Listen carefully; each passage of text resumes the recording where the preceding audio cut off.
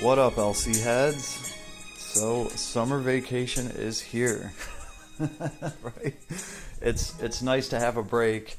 LC finally gave us a non-limited character. Here he is. Here he is in all his glory, looking like he's wearing some diamond ass armor. No, it's ice. It's ice from his beloved. I don't know. That's kind of my understanding of it so far. So what's up with this dude? He does look pretty cool. I mean, I guess it really all depends on how much you like his ice plate, right? But I'm sure you guys have seen him already. Let's actually run him out of the box, and I'm sure that's what everybody wants to see. Let's see how this dude actually throws his little kid around. Now, I think the new game mode that they just released, where you're bringing 3 parties, it really does kind of, make room for a character like this in the game. If you don't have one, or if you already have 1 or 2, I think this guy, he's obviously going to be able to support your party, hopefully. I did see some healing in his S3 and his S4. We'll have to check that out. So let's see. He is level 50. He has 50 SC, probably a little bit less than that. So, and of course, right? Of course, I pulled this character off of the 3rd pull. They were just going to give him to me. Because, I wasn't going to go all in. So, we got some Soldier Slayer and some Night Zone going off. As far as basic attacks, pretty basic. He's just using that one sword of his. Here's his S1. It seems to use... Is it using those other 2 swords around him? I feel like he would have been better off with 2 shields floating next to him. But it does seem like the kit is actually doing some damage. That's really... My big question here is how much damage is this guy going to do in comparison to how much support he's going to give. We'll have to see. We have our S2 procced. I believe the S2 is in an area around him, so it's not going to target anybody. So I actually have to wait till I'm knee deep up in this and then drop it. Should hit everybody around. Took the frogs out instantly, so the kit looks alright so far. Especially in comparison to his basic attack, which that's perfectly fine. We will save our S3 for the next wave. So the S3 should heal us a little bit. It's going to heal the whole party, which is awesome. The S4, I believe it has, some SC recovery and some healing for everybody. Here's the S3. Alright, not bad because it's healing everybody. So we got to keep that in mind. Let's drop his S4 real quick. Let's see what this looks like. What's going on here? This is supposed to be some damage too?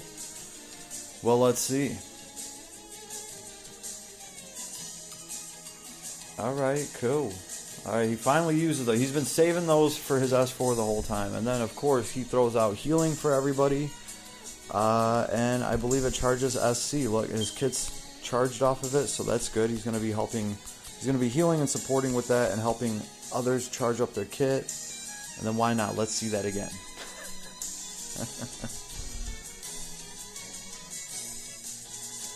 It does look pretty cool. And I think that's going to be the best part, is all the healing it gives.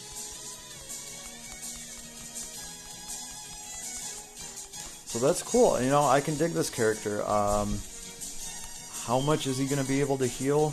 He doesn't need to heal that much with spells, since it's kind of built into his kit. So I'm really going to have to think about this, because as far as support goes, let's actually look at him. Let's look at his kit. He doesn't run bad, honestly. And I know that we're just coming off of the Android high. To be out of the box would have just tore through all this. In fact, I never ran her here just because it would have just been ridiculous. But I figured he'd have a decent little time getting through here. Wasn't too bad for a support character. Personally, for me though, right now, I'm just going to show you guys real quick. I'm actually, I'm working on 9s. I know I'm working on them late. But for me, 9s is almost going to be kind of the same character. I would use him to support, maybe try to get some kind of healing out of him or something. 9s is also going to break, and he's going to, well, you can set him up to break. When I say break, for him specifically, I mean break status. He does have some status built in. He's also dark damage, right? This guy, let's actually check him out. As far as his abilities, ice combo, yeah, he's ice damage, of course, hence the diamonds all over the place. Medium area ice combo attack. We all saw the S1. You know, the damage wasn't too bad on it. It could have been worse. I was actually, yeah, okay, I'll take that. Have at me is the S2, a wide area ice combo attack centered on him. That's why I waited till there was a bunch of enemies around. That does seem to be, pretty decent. It ties the enemies up a little bit, hits everybody, and it applies a physical damage taken minus 30% buff to unit. I don't know how long that lasts, but man, shaving off 30% of physical damage that you're taking every time that you drop that, that's pretty awesome. It is. 30%'s nice. And then we have the Grom Extraordinaire. That is the S3. Frontal medium area ice combo attack that launches enemies into the air. It does lift the enemy up into the air. Slightly restore hit points to all allies. So the S3, it's given hit points to everybody. It's nice. We'll have to see what we can get out of that. And then we have the S4. Le Grand Bal du Prince. Yep, that's his country. It's his little island. Powerful ice combo attack to all enemies. Restore hit points and SCT 10 seconds for all allies. So not only is he healing you, he's feeding your kits. He's making sure that, after he drops this, everybody's going to get, some of their kit charge. That's interesting. I do like the healing, right? That's, less MP or no MP a character like this has to bring to effectively heal the other party members, which can be useful. I have to see what the end game build for this character looks like. I'm sure somebody's working on pumping this character out right now just to see everything you can get out of him. I am tapped from the androids. So we have the traits. This is where these characters get interesting, hopefully. So we have this protection one. Battle start, apply the defended buff to ally with lowest max hit points. So he's going to buff up the weakest character, the character with the weakest hit points, the lowest hit points, excluding this unit. To boost hit point / defense, hit point / defense boost is 15% of units hit points and defense before battle starts. That should be pretty good right there. 15% of your hit points and defense. Okay, on 1,000 defense, that's 150 defense added to that. So yeah, that's not bad, right? Lost if incapacitated. Alright, so he is protecting the character with the lowest hit points. From my reading of this, it could be wrong. And then we have crystal armor. Nullifies flinch from fire and ice magic. I did notice this. This is helpful, definitely. In the white lab at the very end, there is a mage. The mage casts a bunch of fire stuff, and it doesn't even matter. Like he'll take the damage from it, but he's not getting flinched by it. He's not getting pushed around by it.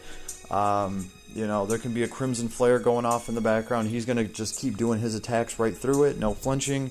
I did notice that. This is something that they've been coming out with since, Ray. But the fact that he has that for fire and ice magic, that's really nice. And, of course, physical damage taken minus 20%. So, he can get up to 50% real easy because he has another 30% built in with his S2. Right? But the effects from this 20% reduce by 1% when attacked.